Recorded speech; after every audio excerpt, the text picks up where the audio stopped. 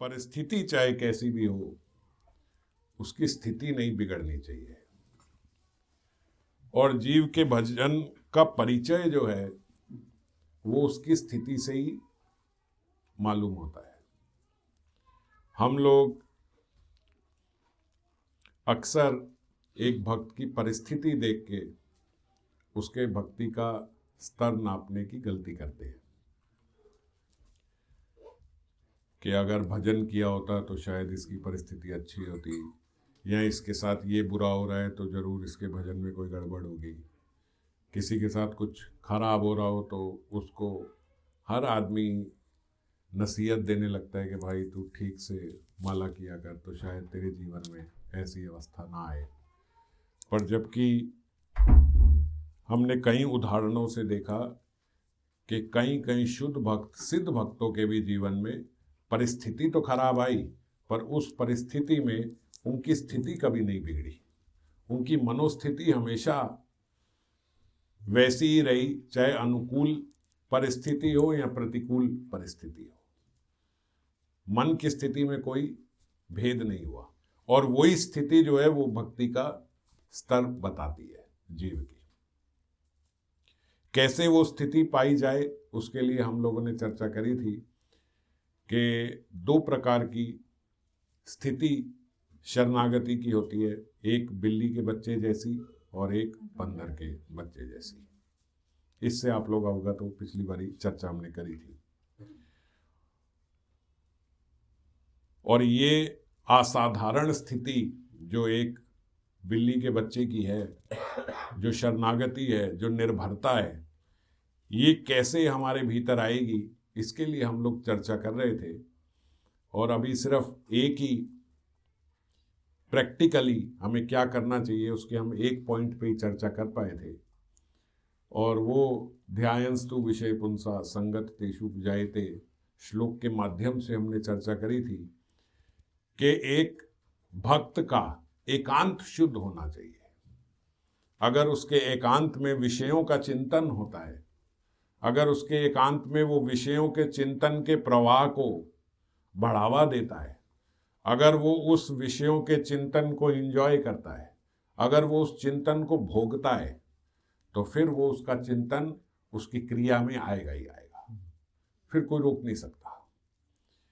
विषयों का चिंतन होना या चिंतन में विषयों का आना ये हमारे हाथ में नहीं है, क्योंकि हमारी कंडीशनिंग अभी ऐसी है, हमारी परिस्थिति ऐसी है, हमारे संस्कार अभी ऐसे हैं कि वो विषय हमारे भीतर, जो हमारे आसपास की सराउंडिंग है, वो विषय हमारे चिंतन में आते हैं, आएंगे, वो प्रवाह नहीं रोक सकते। पर आप उस प्रवाह को कितना एंटरटेन करते हो। एक भक्त का, जैसे हमने चर्चा करी थी, उसका हमेशा एक क्रॉस चिंतन रहता है।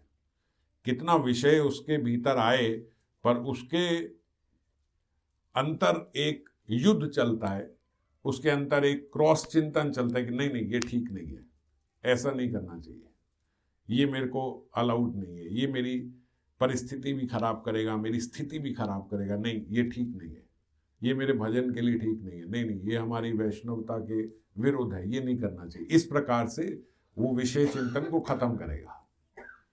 और दूसरी अवस्था क्या है कि जो विषयों का चिंतन आया तो उसको हमने बड़ा एंजॉय किया, बड़ा अच्छा लग रहा है जब वो विषयों का चिंतन आ रहा है, और फिर सोचा कि एक बारी तो ये कर ही लेना चाहिए, क्या हो गया, इतना भी क्या हो गया, ऐसे थोड़ी है कि एक बारी करने से कोई भजन खराब हो जाएगा।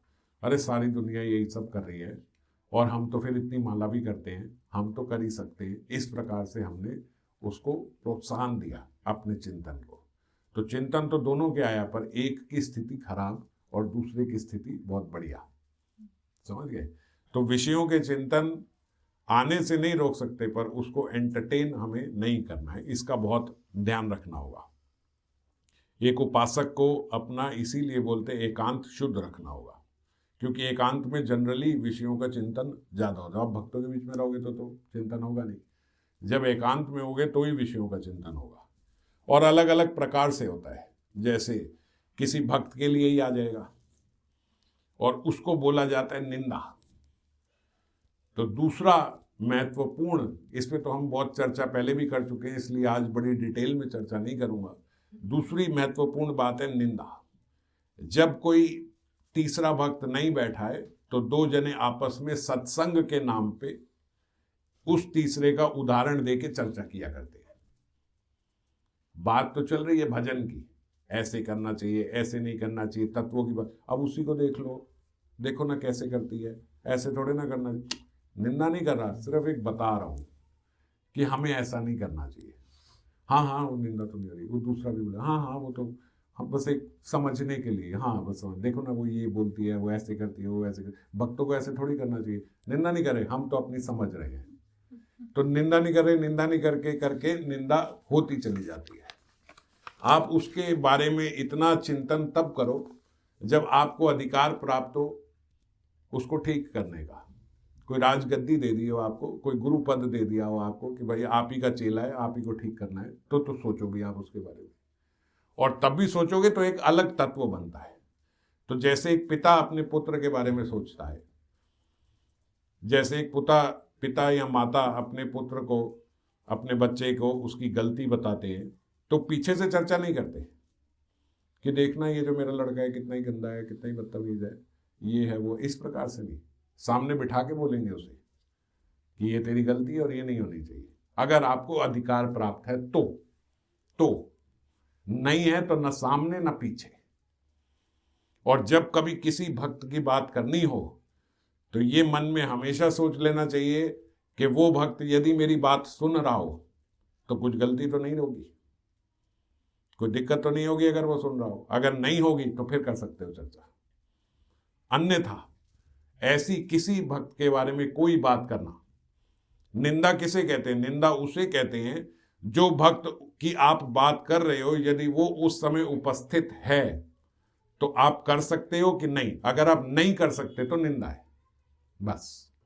इसलिए कभी जीवन में कंफ्यूज मत होना कि नहीं मैं तो बुराई थोड़ी कर रहा हूं, नहीं मैं कोई उसके बारे में उल्टा थोड़े बोल रहा हूं, नहीं मेरा कोई उसके मतलब थोड़ी है।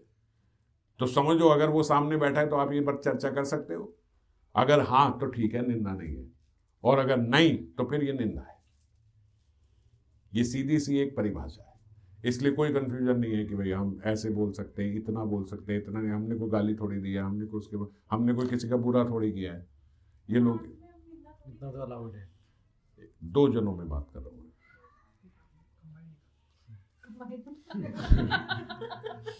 हम घर में दो भक्त अकेले थे और हमने दंगल मचा दिया। सारे भक्तों की ऐसी की तैसी कर दी हमने, दो भक्तों ने। और अगर कहीं ऐसी वार्ता होती भी हो तो वहां से उठ के चले जाना चाहिए। एक सभा मतलब सभा 2 जनों की भी होती है, सभा 2 लाख लोगों की भी होती है। एक सभा का सबसे बड़ा अपमान यही है कि आप उससे उठ के चले जाओ। अब कोई व्यक्ति 3 जने मिलके बात कर रहे हैं और जहां 2 जगह से निंदा शुरू हुई वहां आपने अपना भैया राधे राधे आप अपना बोल के उठ के चले गए, तो 2 व्यक्ति आप इससे क्या हो गया भाई? और मोस्ट लाइकली वो उसकी भी निंदा करेंगे जो करने वाले। तो कोई बात नहीं, आप बचो, आपने सुनना नहीं है। और 2-3 बारी हो सकता है, 1-2 बारी अपनी ईगो बचाने के लिए वो उसकी भी निंदा करे, लेकिन 2-3 बारी में कोई वैष्णव होगा तो वो समझ जाएगा कि निंदा करने से ही ये व्यक्ति उठ के जाता है तो हम ही कुछ गलती कर रहे हैं। बोलेगा नहीं, भीतर ही भीतर समझ में आती है कि हम गलत कर रहे हैं। और वैसे भी आप देखो कि हम अगर राग द्वेष से ग्रसित होंगे तो जिस शरणागति की हम बात कर रहे हैं वो शरणागति कैसे आएगी? क्योंकि शरणागति तो त्रिनादपि सुनिचेन अवस्था में ही आती है। हम बात तो कर रहे हैं कि हम सबके शरणागत हो जाएं, ऐसा हो जाए कि सब मेरे को अपने से बड़े दिखे, मैं अपने को सबसे छोटा मानूं। तो अपने से छोटा कैसे मानेंगे जब हम इसकी भी गलती देखते हैं, हम उसकी भी गलती देखते हैं, हम उसमें भी गलतियां देखते हैं, तो फिर छोटा कैसे मानोगे? ऐसे किसी व्यक्ति के शरणागत कैसे होगे जो आपको ठीक ही नहीं दिखते? सारे लोगों में आपको गलतियां दिखती हैं, लेकिन बनना क्या है? त्रिनादपि सुनिचेन। ये कैसे हो सकता है? त्रिनादपि की अवस्था में आना है तो वैसे भी ये सब तो स्वाभाविकता छूटेगा, इसमें कोई याद करने की बात नहीं है। एकांतिक मतलब मेरे भीतर भी ना आए, किसी से कहना छोड़ो, मेरे भीतर भी ना आए। अगर मेरे भीतर भी आ रहा है कि ये ऐसा वैसे, तो अपने आप को भी काट नहीं नहीं, तो मेरा दोष है। और वास्तविकता में ये मेरा दोष है कि मुझे सब में दोष दिखाई देते हैं। राधा रानी को तो दोष नहीं दिखाई दिए, उन्होंने तो उनको अपना मंजरी स्वरूप तक दे दिया, आपको दोष दिखाई दे रहे हैं। सोचो क्या अवस्था है आपकी। जिनको किशोरी जी अपना मंजरी स्वरूप दिए बैठी हैं, उनके भीतर आपको दोष नजर आते हैं। तो दोष किसका है? दोष तो मेरा है। जिसको किशोरी जी ने एक्सेप्ट कर लिया, जिसको भगवान श्री कृष्ण ने एक्सेप्ट कर लिया, जिन्होंने युगल सरकार ने अपने गोलोक वृंदावन में आने का लाइसेंस दे दिया, और वो भी सबसे ऊंची पदवी, सबसे ऊंचा राग दे दिया, उसके भीतर मुझे समस्या दिखती है। मुझे लगता है कि ये तो नारकिक जीव है, ये तो नरक में जाएगा। बुलाने वाले गोलोक का पास दे रहे हैं और आपको नारकिक जीव दिख रहा है, तो गलती किसकी है? हमारी है ना। इसीलिए दोष देखना ही निंदा है, किसी में दोष दर्शन करना ही नहीं। करोगे, चिंतन करोगे तो क्रिया में आएगा, तो वचन में आएगा, तो बोली में आएगा। चिंतन ही नहीं है तो कैसे आएगा? और वास्तविकता की बात बता रहा हूं, अगर इस प्रकार का आपका चिंतन चलता हो, सब में किसी में कोई दोष ना दिख रहा हो, बड़े अच्छे से भजन हो रहा हो, तो कोई व्यक्ति आके गलत बोलता भी है तो कानों में चुभता है। ऐसे लगता है कि जैसे कोई कांटे चुभा रहा है, बस बंद हो जाए किसी तरीके से, ये चुप होके भाग जाए यहां से, इतना बुरा लगता है। अगर ऐसी अवस्था में आएंगे तो आप सब एक्सपीरियंस करोगे, वो सुना नहीं जाता और इतना गंदा लगता है कि कैसे इतना गंदा ही बोल जाता है किसी के बारे में। और हम लोग तो शताब्दी की तरह शुरू होते हैं और उसके बाद कहीं रुकने का नाम ही नहीं, किसी स्टेशन पे रुकती नहीं, वो एक के बाद पूरे अंत तक ये ऐसा है, ये है, ये वो है, ये ऐसा वैसा है। खुद तो भरे हुए कूड़े से, दूसरे के अंदर भी कूड़ा फेंक फेंक के उसका भी हरी बोल कर दिया। जो बेचारे को ये कर्कश शब्द लगते थे, सुनना नहीं चाहता था, चुभते थे, उसको भी बोल बोल के उसके भीतर भी मलिनता पैदा कर दी। ऐसे जीव से भगवान कितना प्रसन्न होंगे आप खुद सोच लेना। क्या अवस्था होगी ऐसे वैष्णव की। और किसी गलतफहमी में मत रहना कि भैया अभी मैं ये सब करता हूं तो मेरे को तो कुछ नहीं हुआ, अगले दिन मैंने देखा मेरे से तो बड़ा सुंदर श्रृंगार हुआ, गिरिराज जी हंस रहे हैं, मुस्कुरा रहे हैं मेरे से, मुझे तो कोई दिक्कत नहीं हुई। उसी में प्रॉब्लम है ना, मैंने तो सही बताया, तभी तो मुझसे थोड़ी नाराज होंगे। ये फालतू की बातें मत सोचना, और जो ये सोचता है उससे दूर रहना। भगवान बहुत कृपालु है, किशोरी जी बहुत कृपालु है, ठीक है, लेकिन वैष्णव अपराध तो महाप्रभु ने भी बर्दाश्त नहीं किया। महावदन्याय महाप्रभु सारे अपराध क्षमा कर देने वाले, वो भी नित्यानंद पे प्रहार किया, वो भी सह गए, मगर वैष्णव अपराध तो नहीं सह पाए, वो भी नहीं सह पाए। तो इसलिए वैष्णव अपराध से, निंदा से, इत्यादि से, इनसे बहुत बच के रहे। तीसरा, जो साधना के नियम हैं, उन नियमों का कभी उल्लंघन ना हो। ऐसे नहीं कि भाई किसी दिन तो अच्छी मूड में रहे तो भाई 21 माला, 22 माला, 14 माला, किसी दिन हम अपना घूमने फिरने गए तो 6 माला, ये नहीं चलेगा। एक नियमित रूप से एक फिगर जरूर होनी चाहिए, इतनी तो मैंने करनी ही है। मान लो अगर आज ऐसा लग रहा है कि आज मेरा शरीर छूट जाएगा ना, तो भी एक साधक का ऐसा प्रण होना चाहिए कि शरीर छूटने से पहले मैं आज की साधना पूरी कर जाऊं। इतने पक्के से प्रण होना चाहिए। और यहाँ हमारा नींद नहीं संभलती हो तो मैं सो गई थी, सुबह उठी 6 बजे, याद है वो कल की 10 माला रहती थी, मैं 10 माला कर, मजाक कर रहे हो आप क्या? रघुनाथ दास गोस्वामी पाद का जीवन नहीं सुना क्या? किस प्रकार का था, कितने पक्के थे साधना में, नहीं समझे क्या अभी तक? तो जो हमारे इष्ट हैं, जिनको हम फॉलो कर रहे हैं, उन रघुनाथ दास गोस्वामी पाद की साधना ही नहीं समझे, तो साधना में क्या चले, क्या अग्रसर हुए, क्या बढ़ने का सोच रहे हैं और क्या पाने का सोच रहे हैं। इसीलिए ये छोटी बात नहीं है। ये कई वैष्णवों ने इसको मजाक बना रखा है। क्या हुआ, वो सो गई थी मैं, फिर वो सुबह 4:30 बजे उठे, मैंने 10 माला कर ली। आप पागल हो, मजाक कर रहे हो आप किस पथ पे हो और साधना को क्या वैल्यू दे रहे हो? क्या वैल्यू है आपके जीवन में साधना की? नहीं हुई यार, कोई बात नहीं, कल कर लेंगे, 10 कल कर लेंगे। और कई इससे भी बड़े भक्त हैं, वो बोलते 10 माला छूट गई, कोई बात नहीं, अब 10 दिन में एक एक माला कर करके बराबर कर देंगे। अब 10 इकट्ठे तो प्रभु जी हो नहीं सकती। सोचो ना हमारी हालत, जो पीछे नहीं हुई तो आगे 10+ कर, तो चलो अब एक एक करके 10 दिन में कर लेंगे, पता नहीं कब 10 दिन आए नहीं आए, खत्म हुई नहीं हुई। इस प्रकार से अगर साधना का हरि बोल करते रहोगे, आप सोचो किसी दिन आपका भजन सिद्ध हो जाएगा, हो ही नहीं सकता, ये तो पॉसिबल नहीं है। तो इसीलिए साधना के प्रति पक्का होना होगा। आज के बाद कसम खा लो, कभी ऐसे ना सोचना, ना करना, ना मुझे बताना, हो तो बताना, मगर ऐसा प्रयास करना कि कभी ऐसा ना बोलना पड़े कि भैया हम सो गए थे, वो सुबह 6 बजे उठे। और मैं बता रहा हूं, ऐसे ऐसे लोग हैं, ऐसे वैष्णव हैं, तभी ये बात बोल रहा हूं कि रोज का ही ये हो गया। मतलब रोज, मतलब ऐसा होता है कि कभी कभी रेयरली महीने में 2-4 दिन माला हो जाती है उस दिन, कभी कभी कोई दिन ऐसा आता है उस दिन माला पूरी हो जाती है, क्योंकि वो उसको माला पूरी समझते हैं कि सुबह उठे 6 बजे, पिछली 10 माला कर ली, चलो माला पूरी हो गई। पिछली 10 क्या हुई, अगली 10 छूट गई। ऐसी अवस्था से अगर हम साधना को ले रहे हैं तो फिर बड़ा काम खराब हो जाएगा। तो जिस शरणागति की हम बात कर रहे हैं, जो ऊंची ऊंची बातें कर रहे हैं कि ठाकुर जी की कृपा के उत्तराधिकारी बन जाओगे, वो बात फिर होगी नहीं। फिर वही ढीले डाले जैसे चल रहे हैं, लटक लटक के, ना बेचारे 30-40% वाले ना अपने धंधे में लग पाए, ना कोई नौकरी मिल पाई, ना कुछ कर पाए, बस ऐसे ही यहाँ वहाँ कहीं बैठ के अपना काम चला लिया। प्रयास का मतलब क्या होता है, एक दिन नहीं हुआ, दूसरे दिन हो गया, दूसरे दिन नहीं हुआ, तीसरे दिन हुआ, तीसरे दिन हुआ, चौथे दिन हुआ, 10 साल से हम प्रयास ही कर रहे हैं। प्रयास में उन्होंने बताया प्रगतिशील होना जरूरी है। प्रयास क्या है जो 10 साल से वही हालत है। तो आपका बच्चा चौथी में गया, फेल हो गया, वो प्रयास कर रहा हूँ मम्मी, प्रयास कर रहा हूँ, कोई बात नहीं, अच्छा तो अगले साल आ जाना चाहिए, अगले साल फिर चौथी में फेल हो गया, प्रयास कर रहा हूँ मम्मी, अगले साल फिर चौथी में फेल हो गया। आप क्या बोलोगे कि हाँ बेटा मेरा प्रयास तो करता है, बोलोगे? मेहनत तो करता है। जब आप नहीं बोलोगे तो आपके प्रयास को कौन मानेगा? प्रयास मतलब प्रगति तो हो रही है, मैं सिद्धावस्था में अभी नहीं पहुंचा, लेकिन प्रगतिशील तो हूं, तो मेरा प्रयास माना जाएगा। समझ गए?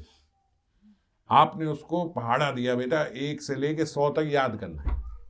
आज उसको 100 तक याद नहीं हुआ, मगर उसने बताया मैं आज 5 तक की गिनती याद कर ली, चलो कोई बात नहीं, प्रयास कर रहा है। अगले दिन आया, मम्मी 100 तक नहीं, लेकिन 10 तक हो गई, चलो कोई बात नहीं, प्रयास माना जाएगा। 10 तक नहीं, 15 तक हो गई, तो आप मानोगे हाँ प्रयास तो कर रहा है, हाँ उस अवस्था में जो मैं चाहती हूं उसमें अभी नहीं पहुंचा, पर प्रगतिशील है, तो प्रयास माना जाएगा। किसी दिन नहीं हुआ तो कोई बात नहीं, अगले दिन और जोर की हुआ तो प्रयास माना जाएगा। इसको प्रयास नहीं बोलते कि भैया वही गलती, सेम वही गलती, आज भी वही गलती, कल भी वही गलती, 4 दिन बाद भी वही गलती और 4 साल बाद भी वही गलती। इस प्रकार के जीव को तो प्रयास नहीं मानेंगे। आप अपने बच्चे को देख लेना, आप अपने बच्चे को प्रयास मानोगे? जैसी आप साधना करते हो ऐसी पढ़ाई आपके बच्चे भी करें स्कूल में तो चलेगा? अगर जवाब नहीं है तो फिर थोड़ा साधना में ठीक हो जाओ।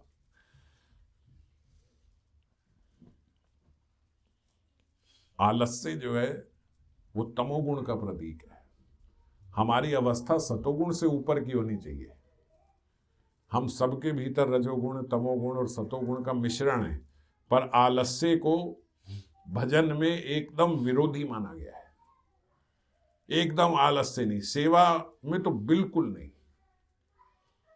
ये आलस्य हमें खत्म कर देता है, हमारी साधना एकदम चौपट कर देता है। ये आलस्य ही है, नहीं तो क्या है कि रात को बैठे माला, पहले तो रात तक आपकी माला बची क्यों?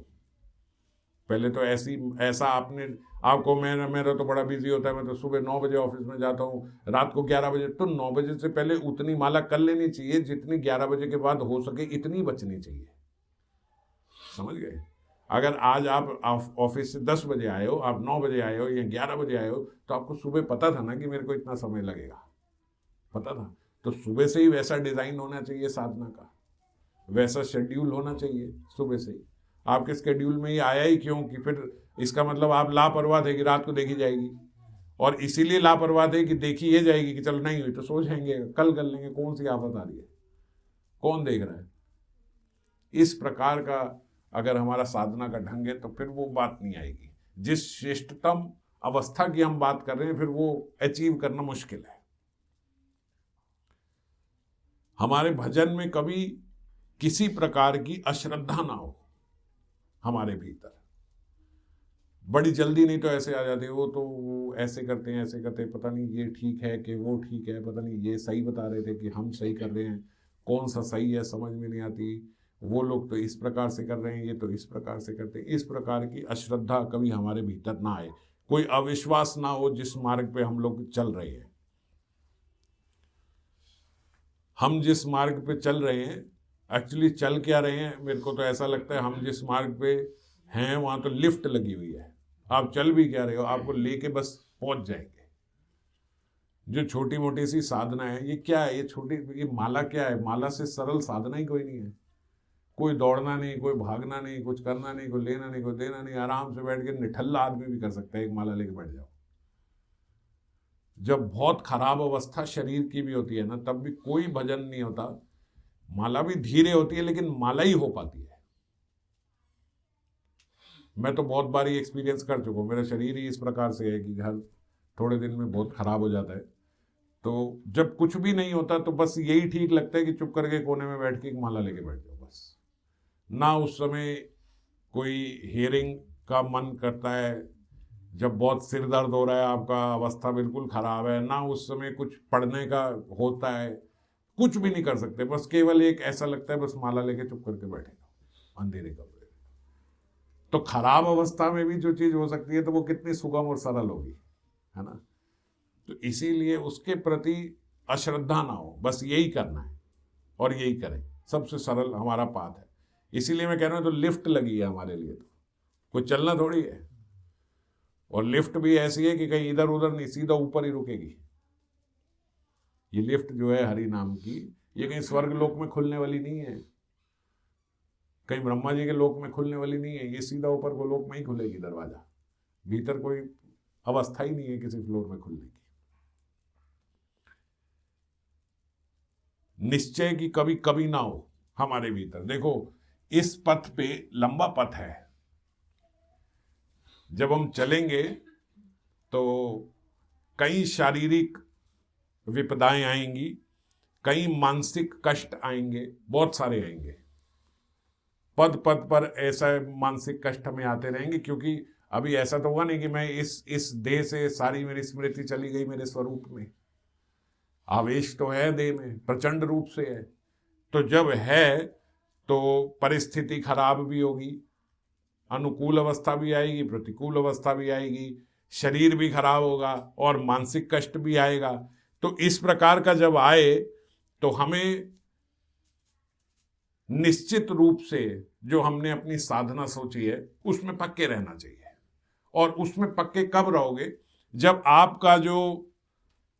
आपकी जो शरणागति है, जैसे हमने बताया एक बिल्ली के बच्चे जैसी जो शरणागति है, उस अवस्था को प्राप्त करने के लिए, उस अवस्था में अगर रहेंगे तो पक्का निश्चित रहेंगे। और उस अवस्था को प्राप्त करने के लिए हमारे भजन में थोड़ी आसक्ति होनी चाहिए। ये हम खुद देखें कि जो हम भजन कर रहे हैं उसमें मेरी आसक्ति है कि नहीं है। आसक्ति अच्छी चीज होती है अगर सही जगह लगाई जाए तो।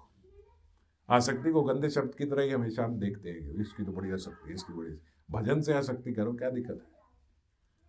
और भजन से आसक्ति भी बड़ी स्वाभाविक हो जाती है जब आप इस बात को समझो कि जब ये सृष्टि में कोई नहीं था, जब मैं माता के गर्भ में था, जब मुझे कोई पता नहीं था कि ये मेरा दोस्त है, ये मेरी माँ है, ये मेरे बच्चे हैं, ये मेरे पिता हैं, तब भी आपके साथ भगवान थे, आपका संपर्क था।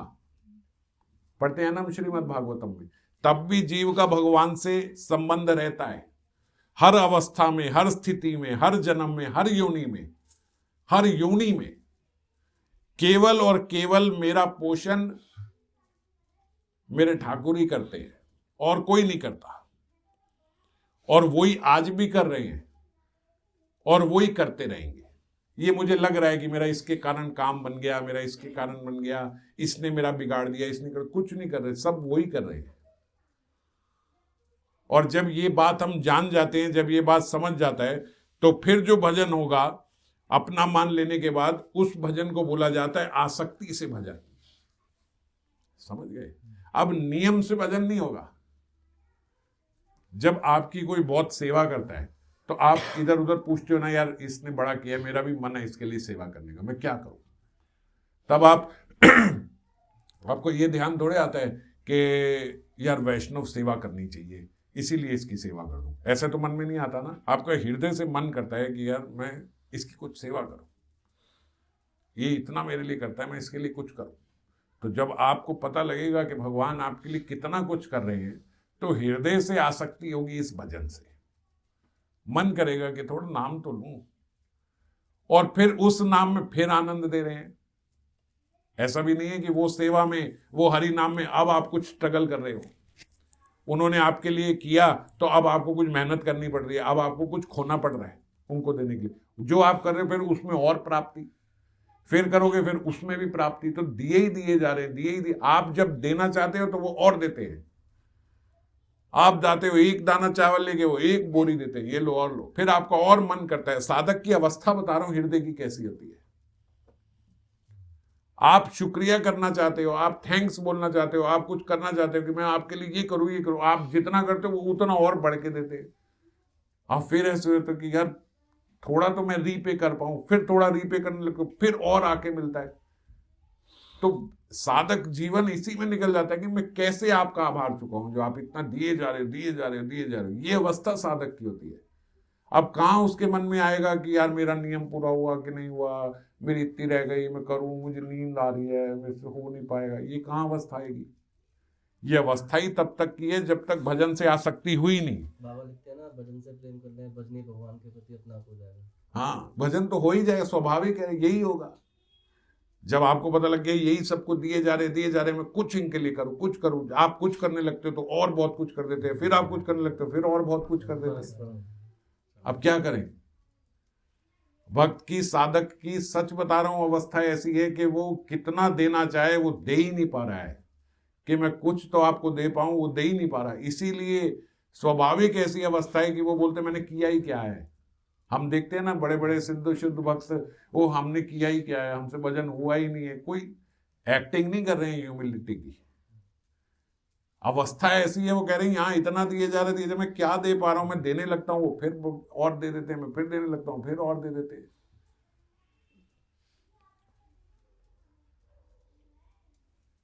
और दे कि नहीं दे, पहले मेरी अवस्था ऐसी होनी चाहिए।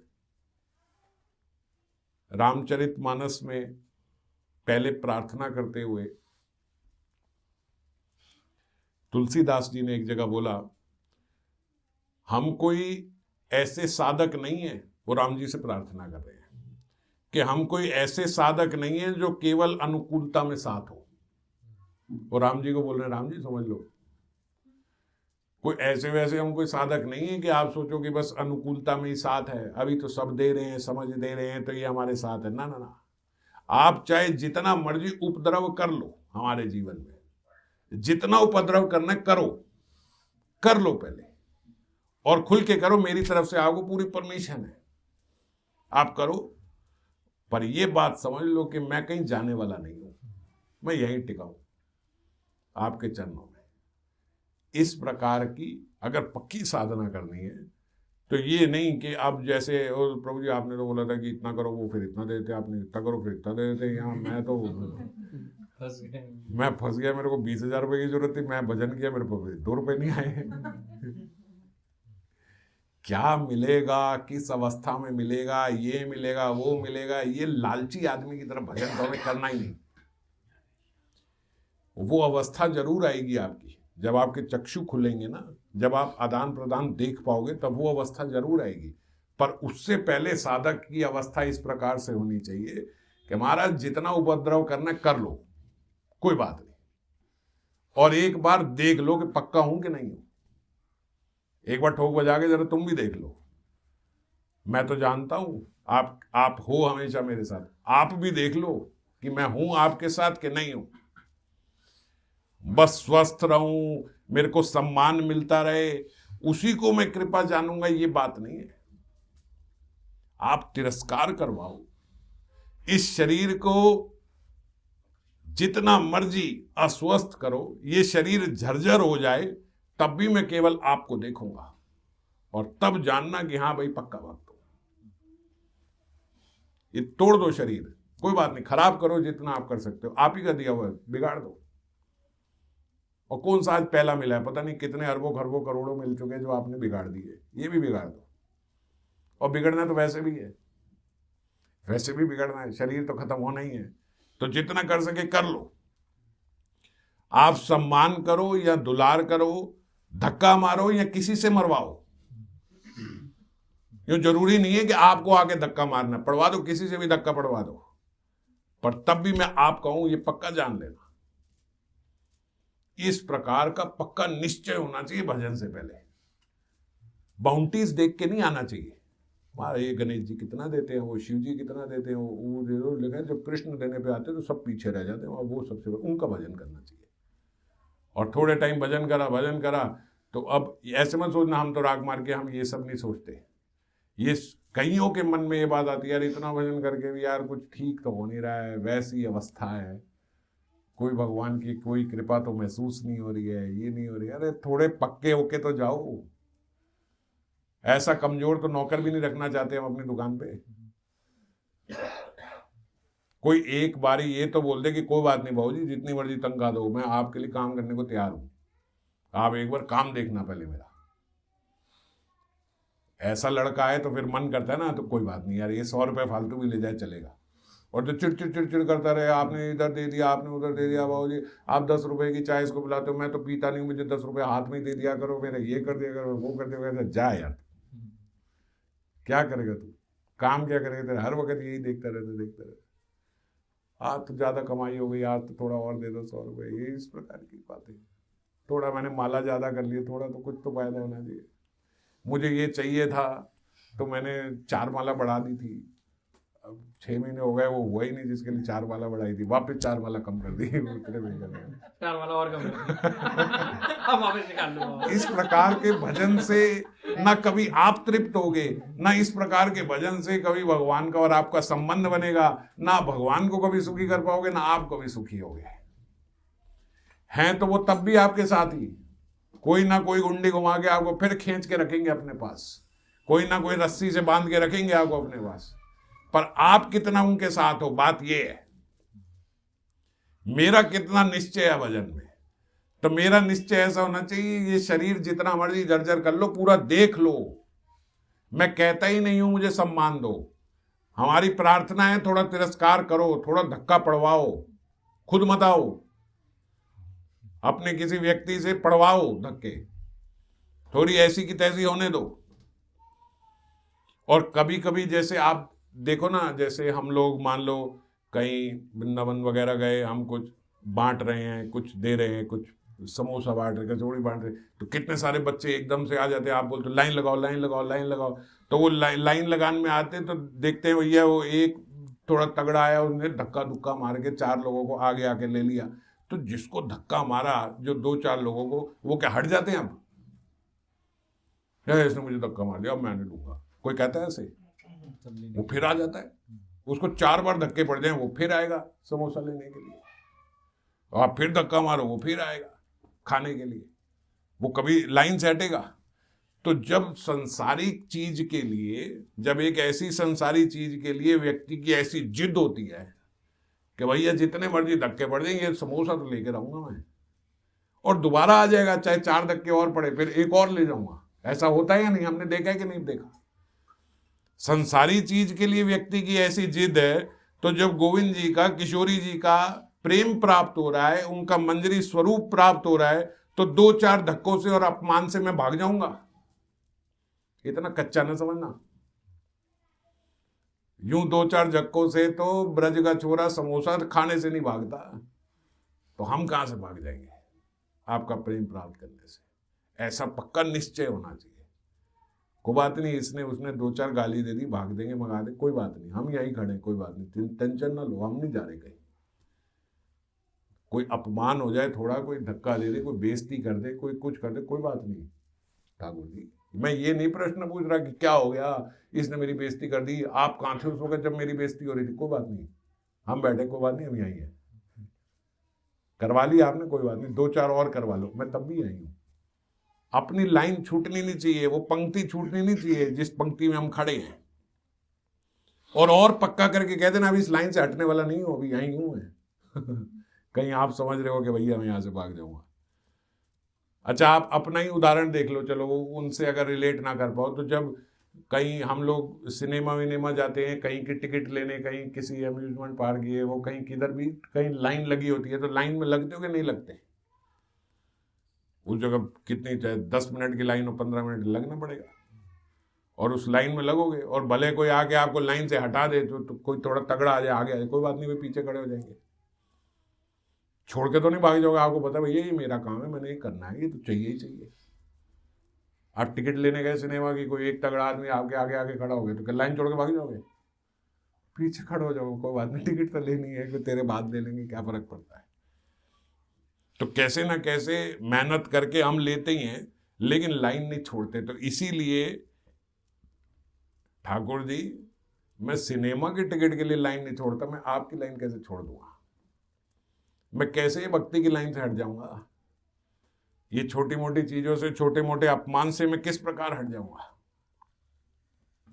ये जो अमृत आप दे रहे हो, वो अमृत पा लेने के बाद तो फिर दोबारा कहीं किसी जगह धक्के खाने ही नहीं पड़ेंगे। वहां तो इतने धक्के खाओगे, फिर दूसरी लाइन में जाओगे, फिर धक्के पड़ेंगे, फिर तीसरी में जाओगे, फिर धक्के पड़ेंगे। यहां एक बार पक्के हो गए तो बस हो गए। तो यहां कैसे छोड़ दूंगा मैं? इस लाइन को कैसे छोड़ दूंगा? कोई ऐसे सोचेगा नहीं नहीं नहीं भाई, ये तो तुलसीदास जी ने कर दी। भैया मैं अपने मुंह से ये नहीं बोल सकता, मेरे साथ भगवान बड़े स्ट्रिक्ट है, इनका कोई पता नहीं है, वो कुछ भी कर सकते हैं, वो मेरी कड़ी परीक्षा ले लेंगे ये बोलते ही। भैया मैंने तो जैसे ही बोला ना कि भाई मैं खड़ा हूँ लाइन में, चेक कर लो आप, तो मेरे को तो कल चेक कर लेंगे। मेरे को तो छोड़ने वाले नहीं, मैं नहीं बोल सकता। तो भैया जिसका कोई अन्य आश्रय हो वो डरे ये बात बोलने से, पर हम लोगों को डरना नहीं चाहिए। किस बात के लिए डरोगे? जब आप ये बात जानते हो कि ये मेरी स्वामिनी है। अब तो बच्चे बच्चे ने राधा रस सुधा निधि सुन ली, अब तो आप जानते हो क्या हमारा संबंध है किशोरी जी से। तो वो मेरी स्वामिनी जो मेरे लिए इतना चिंता करती हैं, वो प्रियतम श्याम सुंदर जो हाथ जोड़े खड़े होते हैं, आप सोचते हो कि वो आपकी ऐसे आएंगे कि चल इसकी परीक्षा लेते हैं, इसकी ऐसी की तैसी करते हैं? ऐसा कभी होगा? ऐसा हो सकता है कभी? ऐसा कोई संबंध देखा है आपने राधा रस सुधा निधि में? ऐसा कहीं हो सकता है? कहीं विलाप कुसुमांजलि पढ़ के कुछ समझ में आया? हाँ ऐसा हो सकता है कि भगवान ऐसे कहेंगे? बिल्कुल नहीं हो सकता।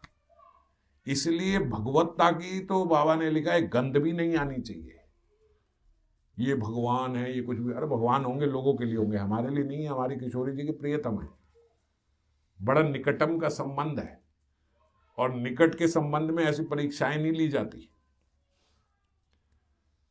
ऐसी धारणा भी मत रखना कि ऐसा भजन तो बहुत बहुत साल भजन करना होगा तब कहीं जाके कोई अनुभूति होगी। एक क्षण में हो सकती है, एक क्षण में। ये बात समझ में आ जाए तो एक क्षण में प्रेम और एक क्षण में भगवत प्राप्ति होती है, हो जाती है, हो सकती है। जिनको हुई है उनको भी ऐसे ही हुई है। इसलिए ये गलत धारणा मन से हटा दो, ऐसे तो नहीं होगा, अभी तो कितने साल भजन कर। कोई किसी ने प्रोटोकॉल दिया है क्या? कहीं सिलेबस आया है? कहीं लिखा है भागवतम में, किसी ग्रंथ में, किसी शास्त्र में कहीं किसी ने पढ़ा हो कि भैया 7 साल का डिप्लोमा करना पड़ता है तब भगवत प्राप्ति होती है, मिनिमम 7 जन्म आपको लगेंगे तब आपको भगवत प्राप्ति? कहीं भी नहीं लिखा। कहीं लिखा है 13 जन्मों के बाद होती है भगवत प्राप्ति, ऐसे नहीं करना पड़ता? कहीं लिखा है? कुछ नहीं लिखा। 1 घंटे में भी हो सकती है, 1 मिनट में भी हो सकती है, बात समझ में आ जाए बस। और समझ में क्या आनी है? ठाकुर जी खड़ा हूं लाइन में, मैं यहां से हटने वाला नहीं हूं। 1 नंबर का जिद्दी व्यक्ति हूं, आप जो मर्जी करो, हटने वाला नहीं हूं। एक कथा मैंने बहुत पहले सुनाई थी। एक संत थे, वो छोटे में सुना रहा हूं, पहले विस्तार से सुनाई हुई है मैंने। तो वो मठाधीश थे। उनके दिमाग में बैठे बैठे ऐसा आया कि यार ये हमारी क्या भगवान के प्रति शरणागति है, हमसे ज्यादा शरणागति तो कुत्ते की होती है। मालिक जो है अपना खाया जूठा फेंकता है वो कुत्ता उसका झूठा खाता है और झूठा खा के भी उसके साथ में पूंछ हिलाता है और उसकी इतनी वफादारी करता है, झूठा खा के भी। हमारी क्या ठाकुर जी के लिए वफादारी, कुछ भी नहीं है हमारी, तो हम तो कुत्ते से भी गए भी थे। बस ये बात जैसे ही समझ में आई, वो मठाधीश वाले अपने ये वस्त्र उतार के एक पेड़ के नीचे गए और बोले, ठाकुर जी आज से मैं आपका कुत्ता, आज से जो मर्जी हो जाए मैं आपका कुत्ता हूं, चाहे लात मारना कुछ भी करना, आपका जूठन आके दे जाओगे, खा लेंगे, वही करेंगे, और आपके प्रति वफादारी बस। और तो मैं कुछ समझ नहीं पाया हूं, पर ये समझ पाया हूं कि मेरे भीतर कुत्ते जैसी वफादारी भी नहीं, तो आज से मैं आपका कुत्ता बन गया। और कोई आए भी ना, अगर उनके शिष्य विष्य मठाधीश थे, उनके शिष्य आए बुलाने के लिए, गुरु जी कहाँ पर ले गए, ये वस्त्र उतार के कहाँ पलंग नीचे बैठे, तो उनको बहु बहु करके बुलाने लगे, भागे, और मुंह से नहीं बोल रहे, बहु बहु करके भगा रहे। उन्होंने सोचा कोई भैया इन्हें कुत्ता काट गया, जंगली कुत्ता, ये ऐसे हो गए। कई बार कुत्ते के काटने से भी व्यक्ति कुत्ते जैसा हो जाता है, ऐसे हो गए, छोड़ो छोड़ो, ये तो अब ये तो थोड़ी देर में ही इनका शरीर छूट जाएगा, तो बहुत भयानक बीमारी है, कहीं इन्होंने हमें काट लिया तो हम भी कुत्ते जैसे हो जाएंगे। सब छोड़ के भाग गए। और बोलते उसी दिन, अगले दिन का सूरज नहीं आया, उसी दिन रात्रि को ठाकुर जी किशोरी जी के साथ गलबैयां दिए हुए आए और अपना प्रसाद, अच्छा मेरा जूठा खाएगा, ले मेरा जूठा खा ले, अपना प्रसाद उनको अपने हाथ से दिया, उनके सिर पे हाथ रखा और सशरीर उनको लेके चले गए अपने भगवत। बताओ अब कितने साल लगे। एक बारी ये बात समझ में आ गई तो अगला दिन नहीं हुआ, उसी दिन सशरीर लेके ठाकुर जी अपने साथ चले गए। बात समझे? कोई कोर्स नहीं है कि ये इतना करना पड़ेगा, इतने साल लगेंगे, उतने साल लगेंगे, तुरंत भगवत प्राप्ति हो सकती है, बस बात समझ में आ जाए। तो हमें भी समझ में आ जाए भाई, हटना नहीं है लाइन से, यहीं लगे रहना हमें। और ये बात पक्की है, ठाकुर जी से भी साइन करके लिख देना, पक्के रूप से यहीं हूं, हटने वाला नहीं हूं मैं। कभी स्वास्थ्य खराब के रूप में बड़े सारे धक्के पड़ेंगे, और पड़ेंगे, बहुत पड़ सकते हैं, पड़ेंगे भी। कभी बहुत सारा स्वास्थ्य खराब होगा, कभी कहीं अपमान होगा, कभी कहीं आपका धन खत्म होगा, निर्धनता के रूप में धक्का पड़ेगा, शरीर खराब के रूप में धक्का पड़ेगा, अपमानित होने पर धक्का पड़ेगा। तो किसी भी रूप में धक्का लगे, जो मर्जी धक्का लगे, मैं हटने वाला नहीं हूं। ये जिद पक्की हो जाए, वह कुछ नहीं करना आपको, ये पक्की जिद रखना, ये हूं यहीं, जो मर्जी कर लो, और कर लो। आप एक बारी कर लो, एक बारी पक्का देख लो कि ऐसा है कि नहीं है। और मेरी आपसे कोई मांग भी नहीं है, कोई डिमांड नहीं है मेरी आपसे कि मैं अगले दिन का सूरज ना देखूं, अभी मैंने बोल दिया मेरे को लेकर, कोई डिमांड नहीं है मेरी आपसे। तैयारी ऐसी होनी चाहिए, तैयारी पक्की होनी चाहिए। पेपर इजी आए डिफिकल्ट आए वो उनकी बात है कि नहीं, अपनी तैयारी पूरी पक्की होनी चाहिए। आप तैयारी कर रहे हो तो ये सोच के तो तैयारी नहीं कर रहे ना कि पेपर इजी आएगा। तैयारी तो ऐसी है कि जितना मर्जी मुश्किल पेपर आ जाए, अपनी पूरी पक्की तैयारी है। कोई दया भाव ना रखना मेरे पे, ये भी ठाकुर जी को बोल देना, भाई कोई दया भाव नहीं, ऐसा मत सोचना ये बेचारा हो, कोई बेचारा नहीं हूं मैं, बहुत जिद्दी हूं, बहुत पहले से हूं, और जो प्रारब्ध देने हैं दे दो, इसी बारी दे दागे, खत्म करो, कोई बात नहीं, टेंशन नहीं है तो मेरे ही ना, जो भी आप दोगे मेरा ही दोगे। कोई ये तो है नहीं कि भाई इन्होंने मारी थी चींटी तो आ गया मेरे से बदला लोगे। जितना कुछ करोगे मेरा ही करोगे, मेरे ही प्रारब्ध। बोलो ठाकुर जी जितने प्रारब्ध देने इसी बारी दे के खत्म कर दो, कमजोर नहीं पड़ना हमारे को। कमजोरों को ही लाइन से हटाया जाता है। लाइन से कौन हटेगा? तो तगड़ा आदमी आगे सबसे पहले कमजोर व्यक्ति देखेगा, चल हट, जो देखेगा ये ऐसे कुछ नहीं कर सकता। और अगर आप मानते हो कि आप कमजोर हो तो फिर किसी मजबूत आदमी का हाथ पकड़ लो, तो वो मजबूत आदमी भी नहीं आपको हटने देगा, और वो हैं गुरुदेव। हमारे जीवन में जो गुरु हैं, जो गुरु आज्ञा हैं, जो गुरु इंस्ट्रक्शंस हैं, या तो उनको पक्के से पकड़ लो, वो आपको पंक्ति से हटने नहीं देंगे।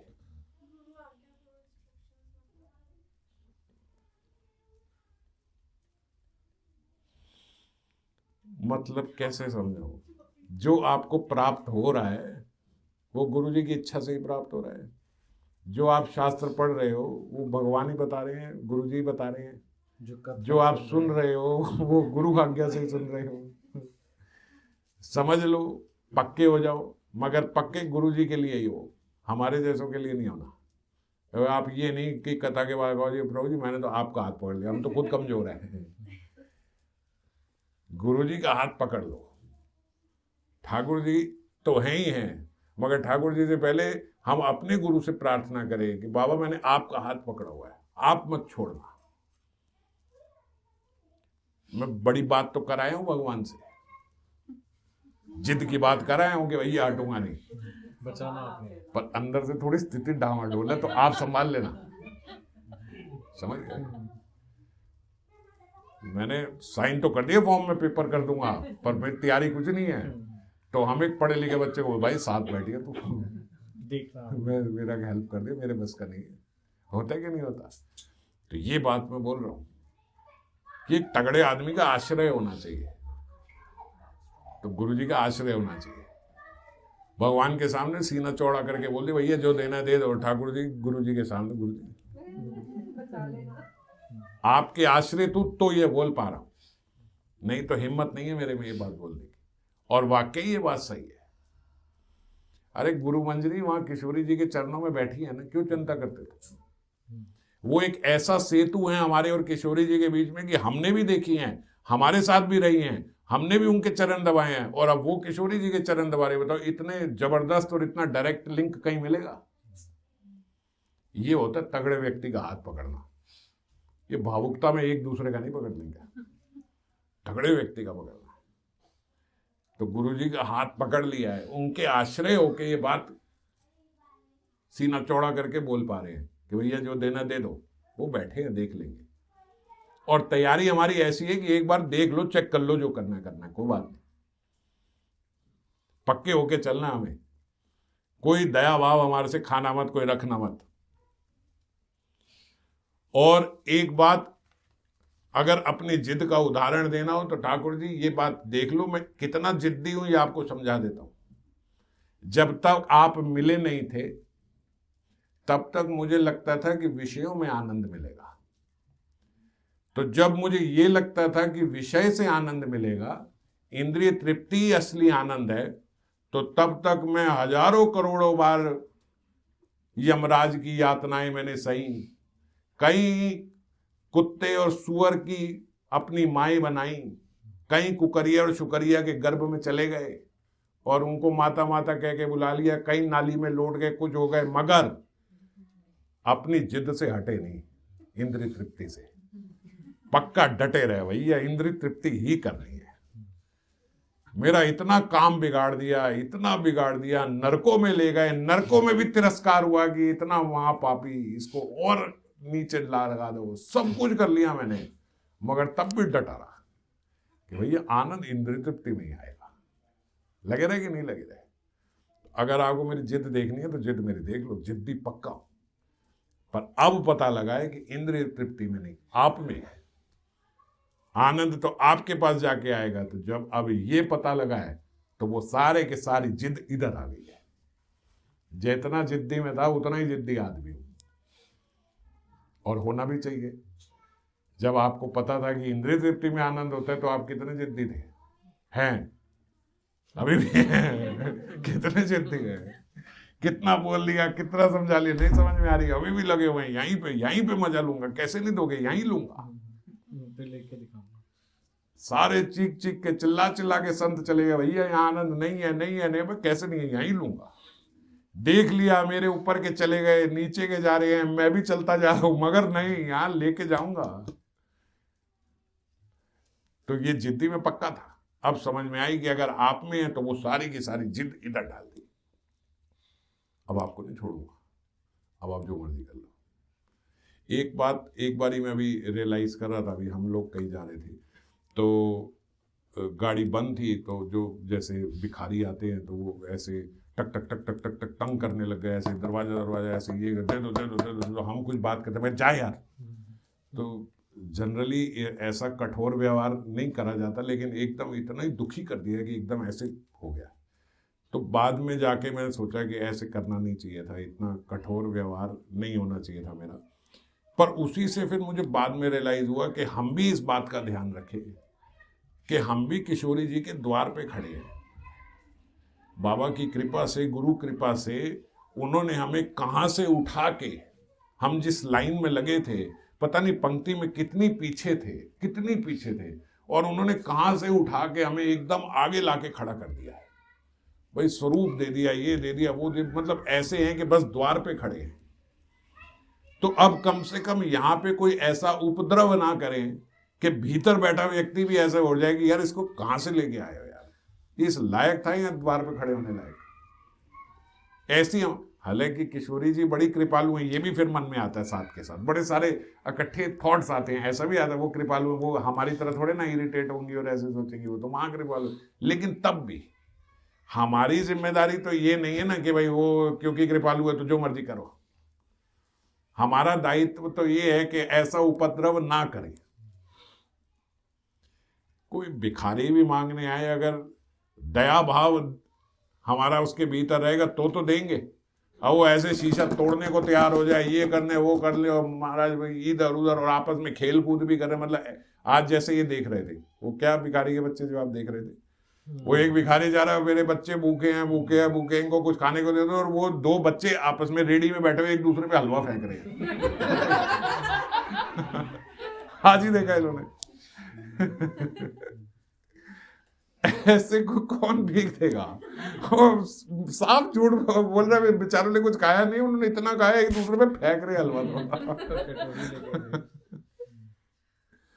तो ऐसा ही उपद्रव हम ना करें। ऐसे तो भीख मांगे किशोरी जी से, और वैसे ऐसे मस्त है इंद्रिय तृप्ति में कि अगर वो देख के इशारा भी कर रही है तो हमारा ध्यान ही नहीं उधर, हम आपस में लगे हुए एक दूसरे के साथ खेलने में। ऐसा उपद्रव भी ना हो। तो इसलिए ध्यान रखें, बहुत आगे आ गए हम, बहुत कृपा से बहुत आगे आ गए हैं। अपने बल से नहीं आए, केवल कृपा से आ गए। और ये कृपा जो गुरुदेव ने हम पे करी है, उस कृपा को ऐसे वेस्ट ना करें। अपनी नहीं, गुरु की भी बेइज्जती कराएंगे अगर इस अवस्था में आके कोई उपद्रव करेंगे तो। और कहीं किसी और के लिए इतना प्रयत्नशील नहीं होना जितना इस बात के लिए होना है। किस बात के लिए? कि किशोरी जी एक बार ये कह दो तू मेरी है, एक बार मैं यहां खड़ा हूं लाइन में, कोई बात नहीं, आप जितना मर्जी देर लगाओ, जो मर्जी कर लो, मैं यहीं खड़ा हूं, और तब तक खड़ा रहूंगा जब तक एक बार ये नहीं कह दो कि तुलसी तू मेरी है। विलाप कुसुमांजलि में जैसे रघुनाथ दास गोस्वामी पाद का बोला, तो एक बार ही रघुनाथ दास गोस्वामी पाद प्रार्थना करे, एक बार बस ये कह दो तुलसी तो मेरी है, बस और कुछ नहीं चाहिए मुझे। जब साधक आवेश में थे तो इस प्रकार की विपुल प्रार्थना है, विपुल हृदय से, दैन्य भाव से, एक बार किशोरी जी बस ये कह दो। आप कोई सोचता हो, सोचे कि भैया हम अंदर चले गए, ये हो गया वो गया, हम कहीं नहीं गए, बाहर ही खड़े हैं अभी।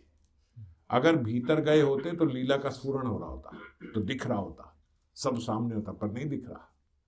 तो मतलब अभी द्वार पे बाहर खड़े हैं और केवल इस बात के लिए तरस रहे हैं कि बस आप ये बोल दो, फिर आप जो मर्जी करो, आप एक बार स्टैंप लगा दो कि तू मेरी है, बस ये लगा देने के बाद आप जो मर्जी कर लो, फिर कोई टेंशन नहीं है, मगर ये तो बोल दो।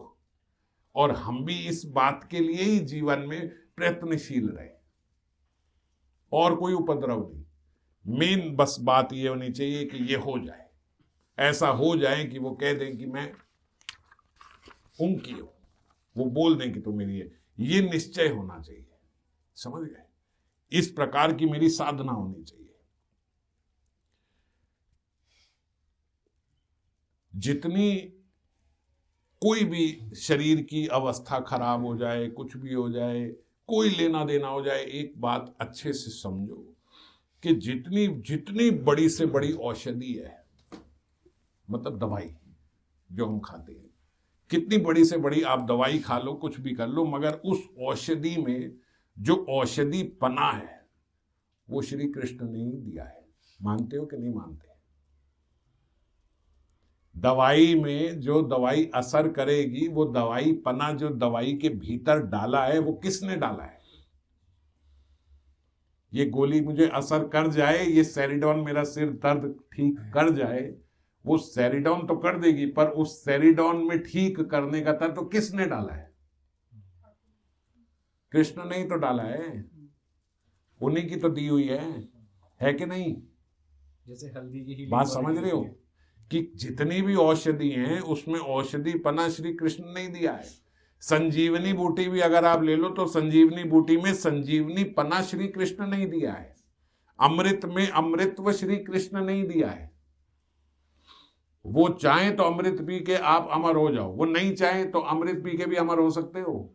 तो अमृत के भीतर भी अमृतत्व किसने डाला है? वो श्री कृष्ण ने ही डाला है। हम बैठे कहां हैं? हम बैठे हैं श्रीवास आंगन में, हम बैठे गिरिराज कुटीर में, हम जहां जहां जिस घर में बैठे हैं वहां पे गौर निताई बैठे हैं, वहां पे राधा गोविंद बैठे हैं, वहां पे गिरिराज जी बैठे हैं। उस घर की जो वायु है, उस घर की जो हवा है, वो उनसे स्पर्श होके आ रही है। कितना सेंसिटिव होना पड़ेगा भक्त को इस बात को समझने के लिए। बात समझ रहे हो?